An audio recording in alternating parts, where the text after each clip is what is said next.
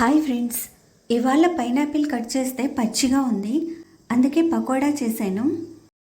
ఈ పకోడా కోసం 2 స్లైసుల పైనాపిల్ ఇలా పొడవుగా చిన్న చిన్న ముక్కలుగా కట్ చేసుకోవాలండి.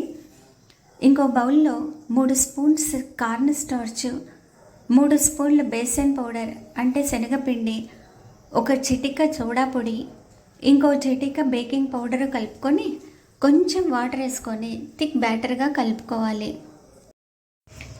ఇప్పుడు స్టవ్ మీద ప్యాన్లో ఆయిల్ హీట్ చేసేసి ఒక్కొక్క పైనాపిల్ ముక్కని ఈ శనగపిండిలో ముంచి బజ్జీల్లాగా ఆయిల్లో వేసి 2 వైపులా గోల్డెన్ బ్రౌన్ వచ్చే వరకు వేయించుకోవాలి. అంతేనండి, పైనాపిల్ పకోడా లేదా బజ్జీ రెడీ అయిపోయింది. ఇది సాస్తో కానీ మయోనైస్తో కానీ తింటే చాలా బాగుంది. ఇలా పచ్చిగా ఉన్న పైనాపిల్ వేస్ట్ అవ్వకుండా పకోడాలాగా చేసి ఈవినింగ్ స్నాక్స్ లాగా తినేసేయచ్చు. ప్లీజ్ సబ్స్క్రైబ్ అండ్ లైక్ అండి.